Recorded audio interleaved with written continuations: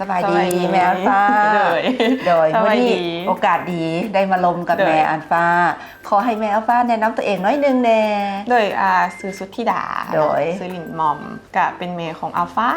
โดยมาเฮียนชิจิดากันตั้งแต่8 เดือนประมาณนี้นะมาเฮียนตั้ง8 เดือนเดี๋ยวนี้เพิ่นจักปีละเดือนนี้2 ปีแล้วว้าว2 ปีแล้วเนาะก็เฮียนปีปลายแล้วเนาะปีปลายราคาว่าสิเฮียนจะจบเทอมจนจบหลักสูตรบ่น่าจะจบดีใจ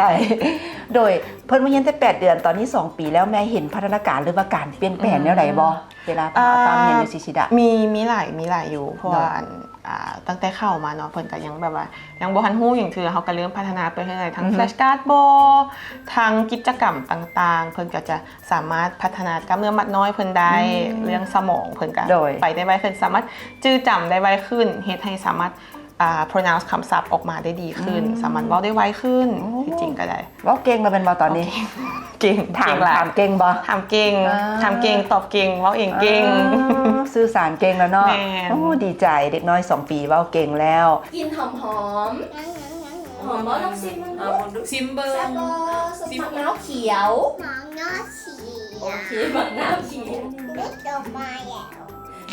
แล้วใส่เองมันเนี่ยหัวเราอยู่ใส่มะเกี้ยงคือหลายลูกแล้วอัลฟาเด๋อัลฟากระลงอ่ะอันนั้นด่าพันธุไลลาเห็นแม่อัลฟาเป็นแม่ที่ว่าใช้เวลาฟูลไทม์เลี้ยงลูกเองอยู่บ้านบ่ว่าจะเป็นการเฮ็ดกิจกรรม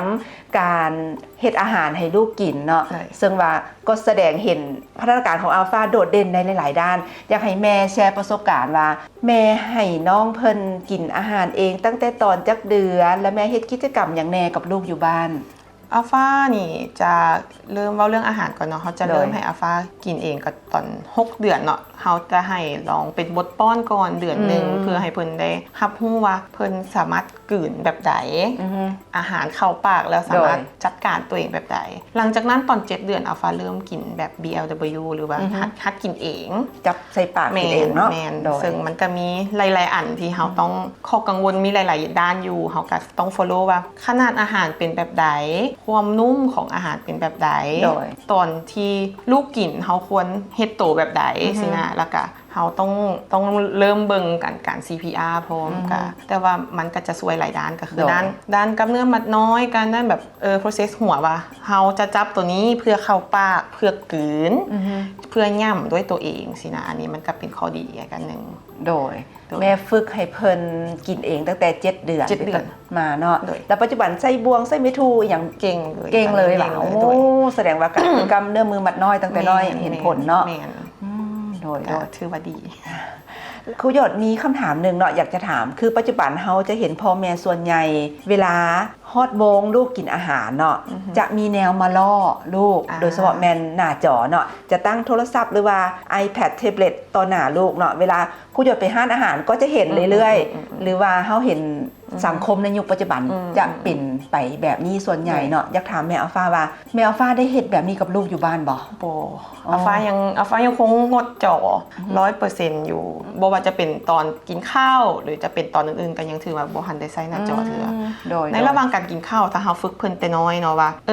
เฮาควรกินให้มันแล้วก่อนกินในสิ่งที่ตัวเองกินก็คือกินตัวนี้แล้วกินตัวนี้แล้วกินตัวนี้แล้วหมักไหม้น้ำหลังแล้วก็ค่อยไปล้างมือนั่นนี่แล้วลูกค่อยไปลิ้นสิ่งอื่นแบบนี้มันจะเฮ็ดให้เพิ่นสามารถแบบว่าจัดการตัวเองและจัดการตกอาหารได้ดีกว่าโดยสมาธิเพิ่นก็จะได้ค่อนข้างดีถือว่าบ่เคยเนาะบ่เคยใส่หน้าจอสมเซยหลายๆล่ะเพิ่นเคยเบื่ออาหารบ่มีแบบว่ามีอยู่เขาจะบ่บังคับถ้าสมมุติเพิ่นบอกว่าโอเคพอแล้วบ่กินแล้วเขาก็ถือว่าเขาก็จะถามเพิ่นว่าบ่กินแล้วเนาะจะบ่เอาแล้วมันบ่หิวแล้วมันบ่ถ้าสมมุติว่าลูกบ่กินตัวนี้ลูกจะได้กินอีกห้อมนึงตอนแลงพุ่นใดในระหว่างมื้ออาจจะมีอาหาร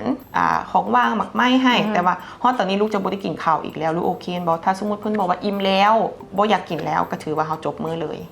เขาจะบ่มีการแบบบังคับแล้วก็จะบ่มีการย่างป้อนอันนี้ก็จะบ่มีทางเลยคีย์พอยต์เลยเด้เนาะแม่จะต้องนั่งกินบ่ย่างป้อนโดยต้องนั่งกินกับทีกับโต๊ะที่จัดให้โดยอันนี้เป็นการฝึกระเบียบวินัยในการกินเนาะซึ่งว่าถ้าระเบียบวินัยตัวนี้ผ่านนะเด็กน้อยหรือว่าลูกหลานของเขาก็จะมีระเบียบวินัยในด้านอื่นๆนำเนาะ โดยและกิจกรรมเด้แม่ส่วนหลายเฮ็ดกิจกรรมอย่างกับลูกอยู่บ้านมีหลายอันอยู่ ก็มีบางอันที่เขาสามารถจับมาจากโรงเรียนไปสอนลูกอยู่บ้านเนาะบ่ว่าจะเป็นพวกติดแปะต่างๆพวกเป็นแปะออกอย่างสินะจับคู่จับสีโดยแล้วก็จะมีบางกิจกรรมเขาจะให้ออกไปลินอยู่นอกคือแลนดินสร้างพวกกล้ามเนื้อมัดใหญ่โดยส่วนเรื่องความคิดสร้างสรรค์จะมีประเภท sensory play เขาก็จะจัดแบบว่าจัดกองหนึ่งตามท็อปปิกที่เขาอยากได้สมมุติมื้อนี้เขาอยากได้ฟาร์มเขาก็จะเฮ็ดคือแบบยูหันจะเป็นคือเอาซัดมาเนาะเฮ็ดข้าวสีเขียวหรืออย่างสีเขียวให้เป็นคือหญ้าเอางัวมาเพื่อให้ลูกแบบว่าอุ้ยงัวกินหญ้าเด้อหรือว่าไก่กับไข่อยู่กับแบบคือฟางเขาก็จะหาเจี้ยคืออย่างนั้นเฮ็ดคือเป็นฟางให้แล้วสอนว่าในกิจวัตรแต่ละมื้อของสัตว์เหล่านั้นหรือสิ่งต่างๆเหล่านั้นที่เขาสอนอยู่นะเขาเจ้าเฮ็ดอย่างแน่แล้วเป็นแบบใดหมายว่าแม่จะมีคอนเซปต์ไปแต่ละมื้อหรือว่าแต่ละอาทิตย์ไปก็จะสลับกันก็จะมีโลจิกแน่แล้วก็มีแบบลิ่นแบบปล่อยแน่แบบพวกแมกเนตที่เป็นโตบ้านตัวเป็นแมกเนตบอลหรือจะเป็นพวกบล็อกอันนี้ก็จะเป็นอีกมื้อนึงที่จะให้เพิ่นลินก็จะจัดสรรมื้อเอาถือว่าแม่สร้างฐานพีระมิดสั้นทำอิฐเลยเนาะแบบสร้างความปลอดภัยสร้างความไว้วางใจสร้างความมั่นคงทางด้านจิตใจให้ลูกสมเสยแม่หลายๆพยายามใส่ข้อมูลให้ถ้าเพิ่นมักเพิ่นก็จะลินต่อไปเรื่อยๆเพิ่นก็จะอยู่ได้ดนถ้าว่ามื้อนี้เพิ่นบ่ถูกใจเฮาก็จะบ่บังคับเฮาก็จะแบบว่าหาสิ่งอื่นที่เป็นประโยชน์ให้เพิ่นได้ต่อสินะโดยและนิทานเดี๋ยวแม่ได้อ่านทุกมื้อบ่นิทานจะอ่านทุกมื้อตอนก่อนนอนโดยแล้วเพิ่นก็ฟังน้ำเฮาดีฟังแล้วเพิ่นก็สิเล่านำพร้อมโดยฮอตทุกมื้อนี่ก็คือเริ่มเล่านิทานให้มาฟังนำแล้วแม่คิดว่านิทานช่วยพัฒนาการทางด้านใดให้เด็กบ่จินตนาการสูงสูงเลยเพิ่นสามารถจดจำว่าเรื่องนี้เป็นแบบใดเนาะและผู้นี้เพิ่นไปเฮ็ดอย่างนี้เพิ่นก็จะคิดออกมาถึงมันจะบ่ได้อยู่ในหั่นบางเทื่อแล้วก็สิคิดออกมาว่าอ๋อลุงตุ้นไปกวดเฮือนอุ้ยฟังเพลงมีตัวนี้เราไปเล่นดนตรีซีซอให้ฟังไวโอลินให้ฟังอย่างประมาณนี้นะหรือว่าคือตัวอย่างก็จะเป็นของชิจิดาจะเป็นฟังดีๆสินะบางเทื่อเพิ่นก็จะฟังดีโดยตัวแม่มดเพิ่นก็จะแบบท่องคาถาไปนำแล้วเพิ่นก็จะแบบบินจิ้วนั่นนี่ไปเพื่อมาเล่าให้เราฟังบางเทื่อมันก็จะแบบช่วยให้เพิ่นสามารถจินตนาการได้โดยสามารถคิดว่าสิ่งที่ผ่านมาเคยได้ยินนะมีอย่างแน่จึงจำได้ดีโดยนิทานจะช่วยเรื่องจินตนาการเรื่องความคิดสร้างสรรค์แล้วก็เป็นคลังข้อมูลคำศัพท์ที่ดีให้ลูกของเราเลยโดยแต่ว่าต้องอาศัยความดุมันน้อยนึงเนาะอ่านทุกมื้อแต่ว่าผลดีกับลูกหลายที่สุดเลยบางมื้อกับบ่นอนก็มีเอาอีกเขาก็ต้องได้กำหนดน้อยนึงมีบอที่แบบว่าแม่อยากนอนก่อนลูกนี่เริ่มแบบลูกมัน4หัว5หัวอะไรได้ก็มีอยู่เขาพอบอกมื้อเขาค่อยเนาะให้เราใหม่ตื่นเช้าเขาอ่านอีกเนาะจังซี่สูงสุดแม่นมื้อเลยจักหัวแม่ที่ว่าเคยอ่านให้ลูกฟังน่าจะ5หรือ6นี่แหละ5หรือ6ว้าวสุดยอดเลยสูงสุดแต่สลัดจะอยู่ประมาณ3หา4โดยก่อนนอนพอดีงามโดยสุดท้ายนี้อยากให้แม่อัลฟาฝากเคล็ดลับหรือว่าวิธีเลี้ยงลูกที่ว่าแม่ประสบผลสำเร็จในการเลี้ยงลูกในที่ผ่านมาให้ผู้ปกครองที่เป็นทั้งพ่อแม่มือเก่ามือใหม่ที่กำลังฟังอยู่อยากฝากว่า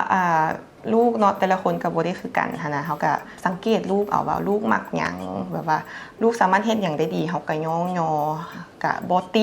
ติหลายพยายามย่องและใส่ใจลูกในสิ่งที่ลูกเป็นถ้าส่งเสริมได้ก็อยากให้ส่งเสริมกิจกรรมต่างๆโดยเฉพาะอ่านนิทานเพราะคิดว่าอ่านนิทานน่าจะแบบดีแบบดีที่สุดแล้วแล้วก็น่าจะใช้เวลาน้อยที่สุดแล้ว